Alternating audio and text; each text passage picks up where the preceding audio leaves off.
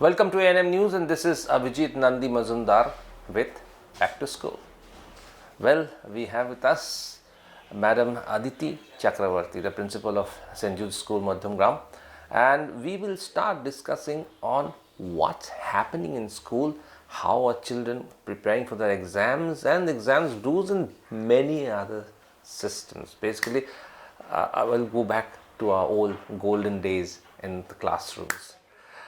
Welcome to ANM News, ma'am. Thanks for taking your time out and talking to us. Hello. Ma'am, the very first question that I wanted to ask you is, in an English medium school, we have ICSE, ISC, CBSE and the Bengal board. So what, according to you, is the basic difference here? Where there is, to a parent, they always feel that CBSE has got a little head start over ICSE, or ICSE has a little weaknesses. So as a principal who has handled students for a very long time, for future, if a student steps into the future after class 12, when he steps into his world of career and he shapes up his career, so which board do you think, does the board helps, and if it does help, which board do you think is a better option? Now, let me tell you one thing very important is that, like, of course, there's a craze for the students to leave ICC and join the CBSE schools after class 10. But basically, ICC is a very authentic medium to study, because this is the place where you get an overall knowledge of everything. Because starting from English to second language to the science subjects and mathematics or computer studies, it has such a volume of education which is so vast and great that children can acquire knowledge at a full go in the ICC curriculum.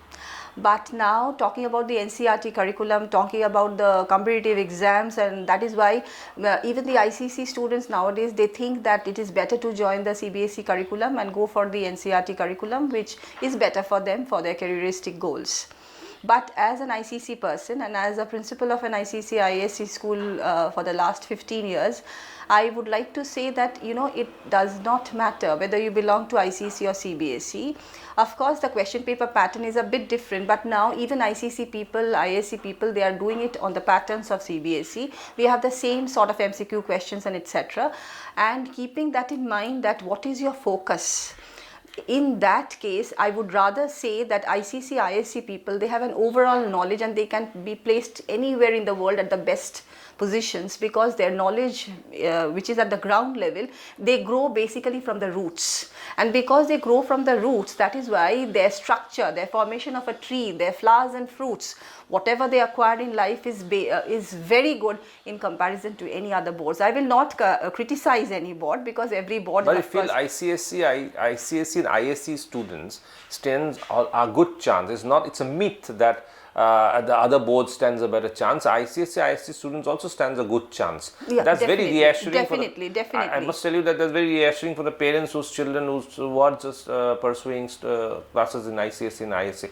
But then here, let me ask you one thing, because the pattern of class 10 and class 12 examinations in ICSE and ISC has changed over the years, in the last 3-4 years, and there is a talk that there is a new system which is put in place.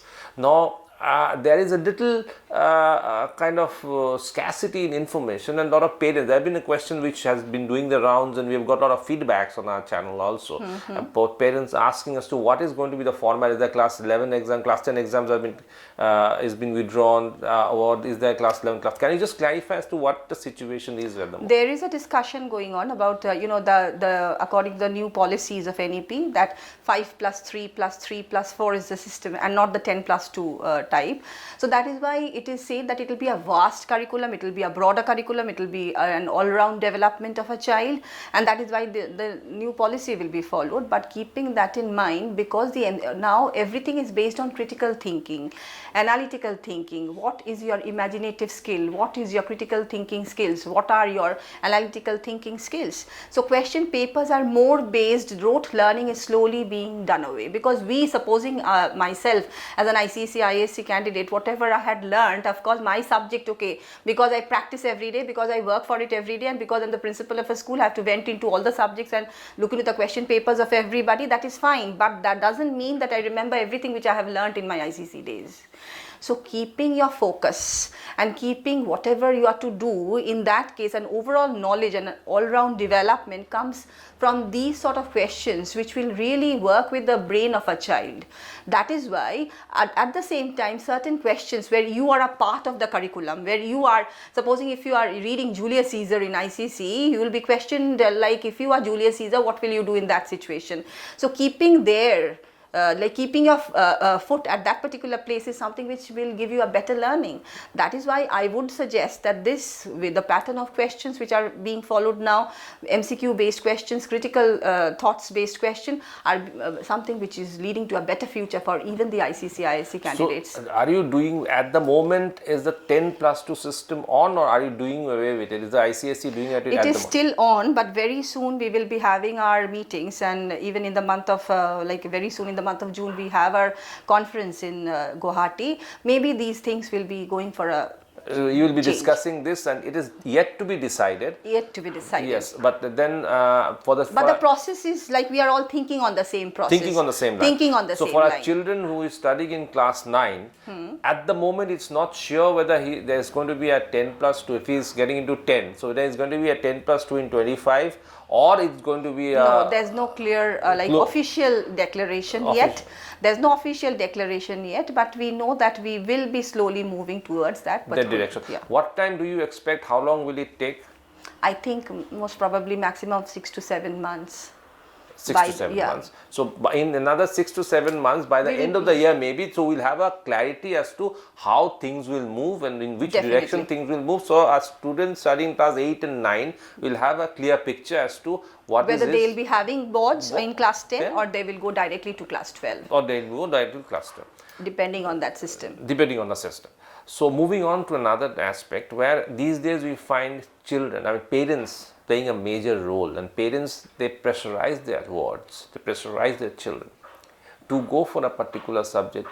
Gone are the days that they want to become a doctor and engineer, but they always put them into you have to be first in class, you have to be very good in examination. So in your school, in your perception, you have been there around for such a long time. So do you think this pressure cooker situation, are you in mood for more counseling of students and guardians at the same time? I will go for more of parent counseling than students. Students can be motivated and students can learn a lot because they are young minds. And remember one thing, the pressure cooker situation only leads to bursting of thoughts and nothing else altogether. And because variety of options are open nowadays, for that reason, we have to understand where lies the interest of a child.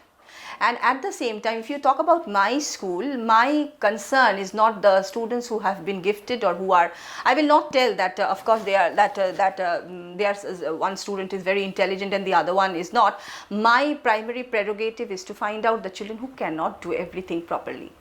My work is that it is the latent quality, it is the latent talent which I will try to find out. I have students who are autistic by nature, but giving a pat at the back and saying that come on, you dance very well, and she danced on the stage and made a wonderful stage performance. So my work as a principal of a school is to build up a society. But have you experienced a pressure cooker situation coming in from parents, and are you planning to deal with it, or are you dealing with it on a counseling the parent? Yes, side? we do so. We do so because we have seen the same situation, because parents, when they talk outside or when they are inside, their only concern is whether their children will get a primary place in the society or not. Whether they will become a good human being, they never think about it. Remember one thing very importantly, unless we show empathy to others, which is a lost entity for today's children. So unless we show empathy, unless we build up their emotional intelligence along with the IQ of their children, we cannot expect for a better tomorrow, because we are working with a generation, we are basically working in a machine where we are making work and working with human minds. So unless we are humans working with another human and bringing up their betterment in their own way, I think that is not education at all. keeping that in mind, education to me is an all-round development, a wholesome development, a holistic development, and understanding each other and then fostering to your needs and prerogatives of yourself. That's Happiness is the ultimate concept. That's very fantastic. It's very, very different, ma'am, coming from you. Is that, you know, you look at human kindness more. I mean, what if you sum it all up? I'll share a small experience with you. Sure. There's a beautiful story, and in that story, the name of the story is A Different Kind of School. In that different kind of school, all children, you know, they one day they just behave as if they are blind. The other day they behave as they are limp and etc. I have made this in my school one day to understand what is the sadness behind a blind person, what is the sadness behind a crippled person, what is the sadness behind an autistic person. Unless you work with these cultures, you know, they will not. We have all the other activities, definitely we foster to everybody, but unless and until the human kindness and empathy is generated amongst this generation, they will start loving their subject. When you start loving humanity, it is a passion which will make you love your subject. Like Nissim Ezekiel in one of his poems called Enterprise, he says that you don't have, maybe in 11 and 12 you have like the big books of chemistry and physics and biology and mathematics and psychology all together, but ultimately if your enterprise is a long one, if it is a long contrived one, you can find everything at home. So east or west, home is the best. So you work with the home, and then ultimately your home can become the foreign world altogether in the eyes of yourself. Absolutely. So it hardly matters. Ultimately it is your love for the subject which will bring happiness for the subject, happiness for humanity, and happiness for your own self. For your own self. So in the entire this thing, how much do you feel extracurricular activities work out? I mean, do you think co-curricular activities and community services work much more than, you know, learning is always beyond the classroom. True learning happens beyond the classroom and not inside the classroom. The teachers will run after completion of syllabus, the students will run after completion of syllabus and getting good marks, but beyond that, and that is why critical thinking has come in. That is why analytical thinking has come in. That is why today we are talking of artificial intelligence and maybe everything. But one thing we have to understand, that unless you think out of the box, yes, you are not a proper learner. What can you think much more and create your innovation and create your novelty of thought and do something new in comparison to others? There lies your happiness, and that is why you think about Ashoka University doing physics with music. So are you trying out something different in this? Yes, of course. We try out something different. If you can just cite some examples in this. Like in school, we try to do these activities. We try to foster children about learning. That's why if you go around, you'll not find science with we have started it. Science with maths is compulsory, but we fought and ultimately brought even science students taking up economics. So not only that, for talking about subjects, I'm restricted because I go by the council. I have to go by the council norms. But I have done financial literacy. I've taken my children to the banks and done everything regarding financial literacy. From class 4 to class 12, everybody worked with financial literacy. And financial literacy is a subject children enjoyed because they had their piggy banks, they had put their money in the bank, and even they borrowed from each other money when it was a common canteen. So this is how we try to inculcate the literacy of finance into them from childhood to the senior classes. And again, we have thought about skill development classes where we will talk about different vistas of education, not only related to academics, it will be going beyond academics. We will also go to moral subjects, which are maybe I will have thought from the society, and maybe like when I started these sort of activities like faith and annual fest, we have first generation learners also. So there we had problems with the parents during that time. Again, maybe I'll be having another big shock from the parents because I'll work with skill development in a completely different way in my future session, in the coming session from the month of April, where we will talk about everything, sex education to bad touch, good touch, and we will do it in a very beautiful way with the concept of peer learning. Children will teach children. Okay. So ultimately, because we are a co-educational school, we have problems, and I think when we talk more, when we communicate more, these problems will be completely eroded away. They will understand this is quite normal. Me being a girl, it's not that I'll only have a girlfriend. I can have everybody has a friend, and we will enjoy ourselves. This is the best part of my life, the school life. So these things is again which I'll work upon in my future, one of my future. But have you seen any winds of change in the last 2 years? Maybe since you have initiated this, all these norms and schemes, have you seen any winds of change? Children are very enthusiastic about it. parents object in the first part, but ultimately they have understood what is basically, at one point of time I joined the school in 2000 and it is now 2024. It's 24 years that I'm working over there. And so first I was the vice principal and then I became the principal. Before that I was just an assistant teacher. And so keeping that in mind, I have seen that parents initially, they had a lot of objections, they had a lot of questions, but today I'm guaranteed with the thought, once I talk to them, I'll be able to make them happy. When they go out of my room, the ultimate concept, maybe they'll criticize me, but happiness is the ultimate injection which I'll try to put in, because I am trying to work out with the happiness of children and of course keeping the focus of their career in mind. Great. So moving to another very sort of controversial topic is the punishment, the capital punishment. Of course, these days we have done away with capital punishment, but then do you feel, because there is a huge debate on the issue, when in our younger days we used to have capital punishment and we never complained about it, and we always accepted it as a mode of punishment for whatever we did. But then over the years this has given rise to a lot of controversy, and now you have done away with capital punishment. So now, why 24 years of experience, you have seen both sides of the coin. So do you think that once you come to school, now the big question is, once you come to school, it should be left to the hands of the teacher or the school authorities to handle a child, and not dictate whether you got to have capital punishment or not, or whatever kind of punishment, corporal punishment, I'm sorry about that, not capital punishment, I'm really sorry. So it's corporal punishment or not on the hands of the teacher. So do you think that? Corporal punishment is something which I am against. Okay. I have belonged to a generation where I have also seen my teachers throwing and banging dusters at us. We took it very naturally, because we thought, oh my God, Miss is very strict and she may throw a duster at me. But at the same time, let me tell you, talking to children, making them understand, even with the worst, I am a lover of children. My life is students. So, even the children who cannot understand and who is disobedient and etc., once you, my theory of transforming and, tuning them towards the proper tune of music and not make them to the rhythm of music is by communication. I'm very much against even my teachers who use corporal punishment. When you throw out a child out of the class and say that, go and stand out. What is the basic thing which you are getting? The child roams around, the child looks at the wall, the child looks here, the child looks there and doesn't get the benefit out of it. Okay, you can be strict. Strictness doesn't mean that you have to use the arm of corporal punishment. Strictness can even work with eyes. One glance, the children will be quiet. One glance, the school will be quiet.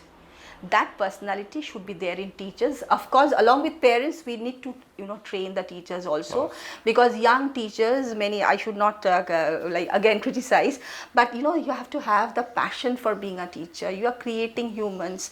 So keeping that in mind, making a child go out or like beating him or using your ruler doesn't work at all. Talk to the child, work with the child. There must be a background why the child is disobedient.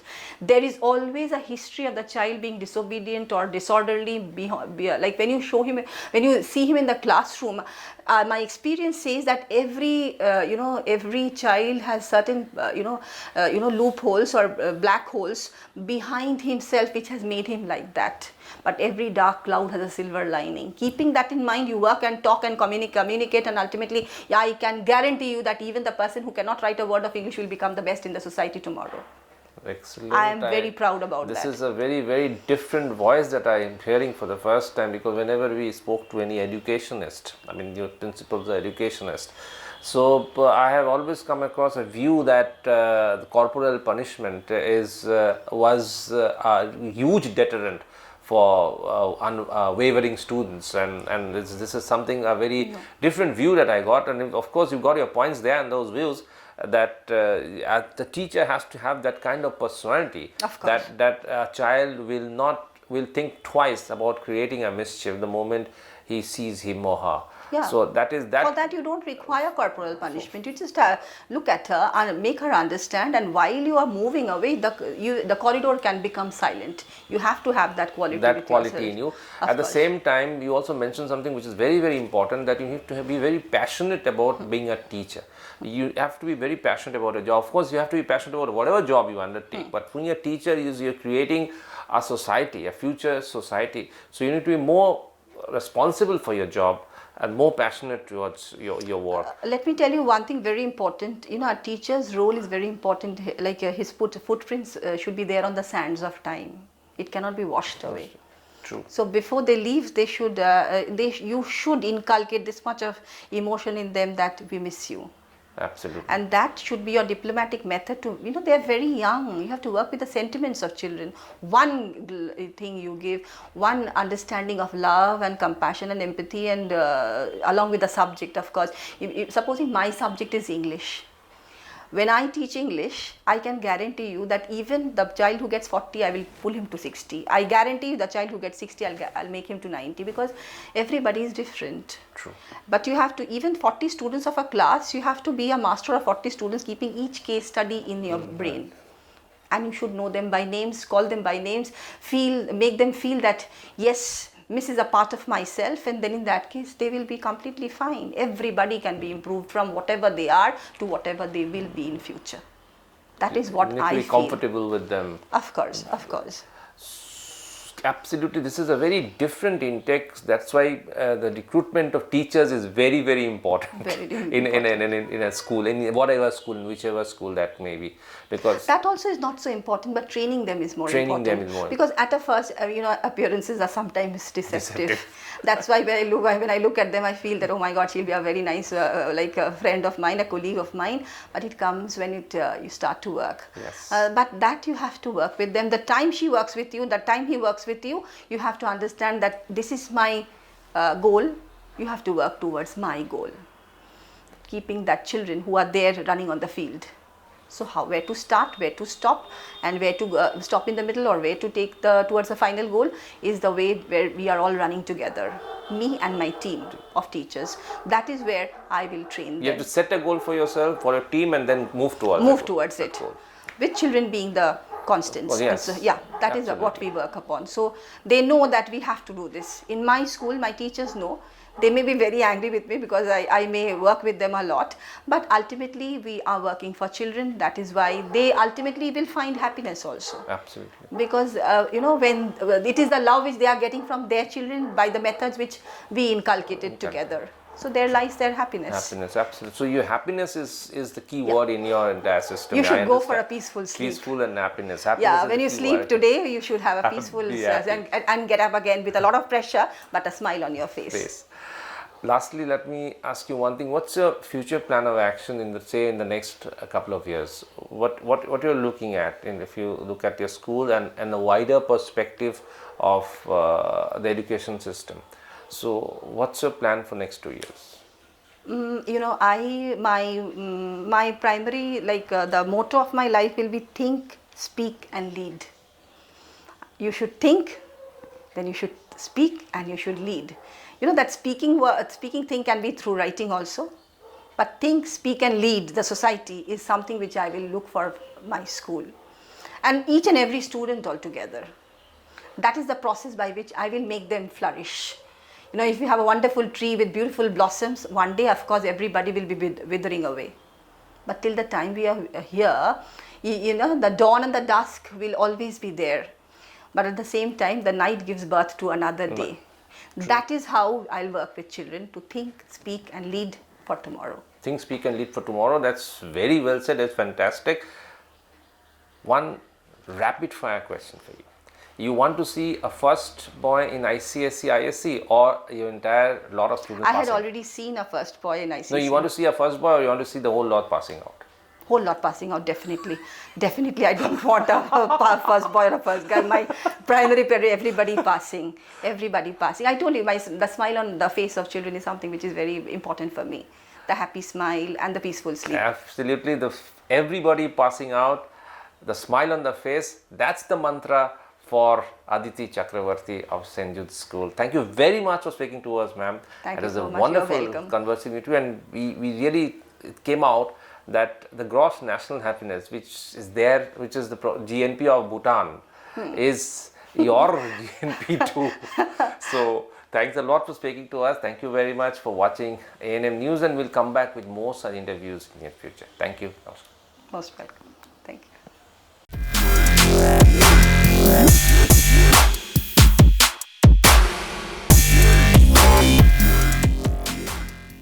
আরও খবরের update পেতে subscribe করুন আমাদের YouTube চ্যানেলটি আর bell আইকনে click করুন notifications পেতে।